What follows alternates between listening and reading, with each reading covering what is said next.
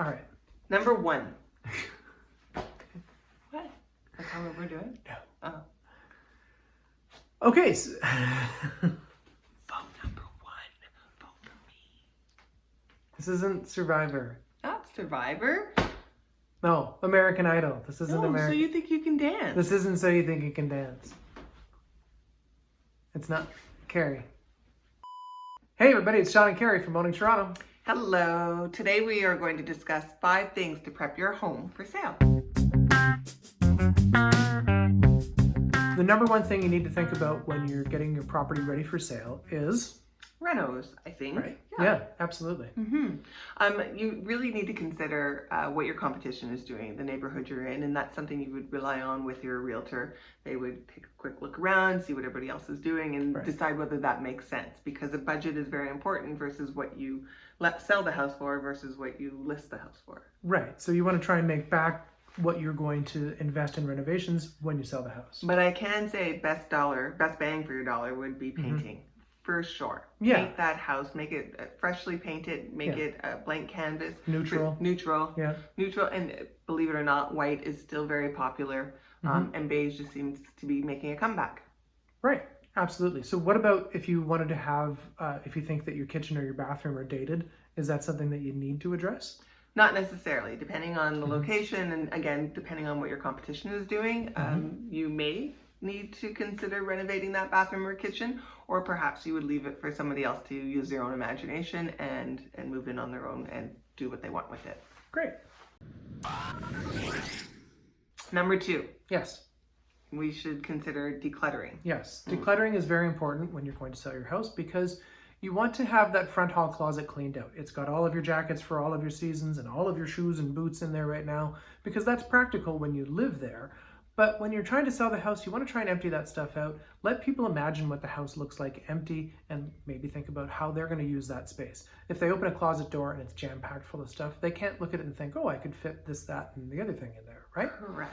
So you definitely want to try and make sure that those things are cleaned up. You want to make sure that your entranceways are cleaned up. The basement is at least organized and pushed into a corner if you're going to have to store some stuff down there. Things like that. Yeah, even your garage, I would consider tidying that up as well, because that is usable space for many people. Yeah. And then when getting back to the closet, rule of thumb for me is make sure that floor is clear. Right. So if you have shoes, then get yourself something to tidy it up and hang it up off the rod. Right. And if you have a shelf above, then get yourself some boxes to put things inside it and just make it look neat and tidy.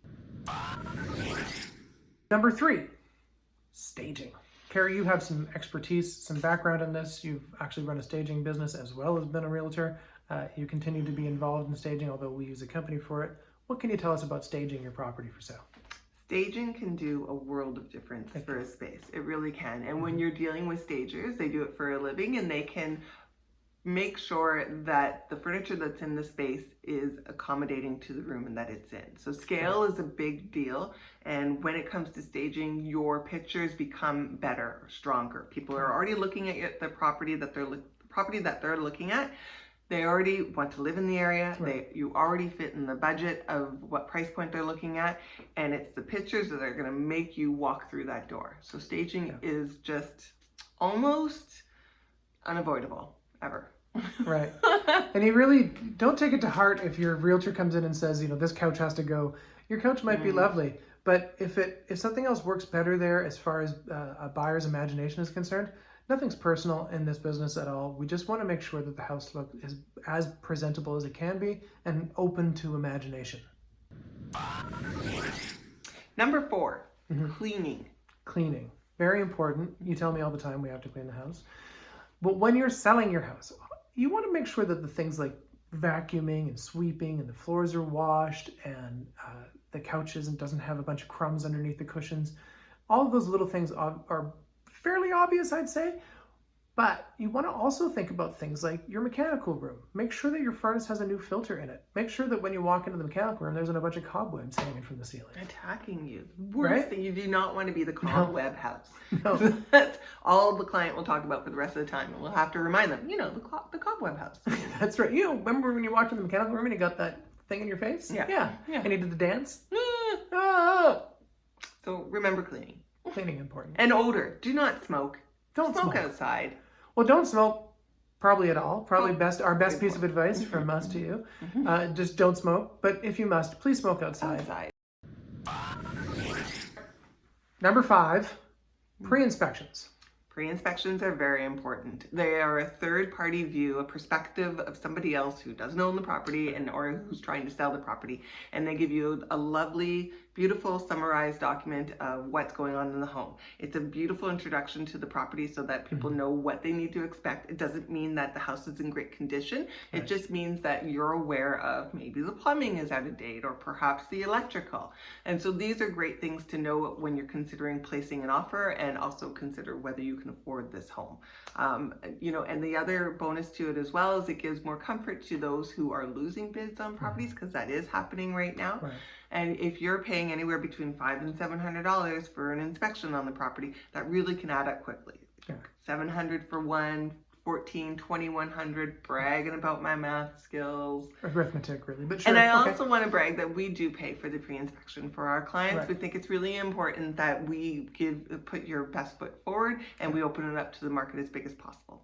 Now, what if the inspection report comes back and you find out that the inspector found something like electrical or something along those lines, and the owners decide, you know what, we're going to have that fixed, and will the inspector amend the inspection report? Yeah, absolutely.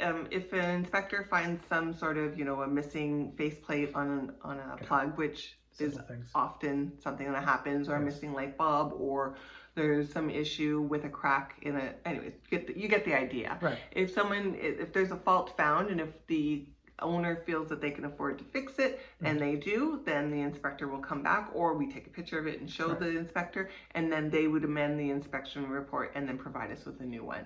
Yes. Okay. So yes, short answer, yes. That's 5 things. Yeah, 5 things. Remember to follow us on Facebook and Instagram. Or go to our webpage at owningtoronto.com and sign up for our daily email alerts.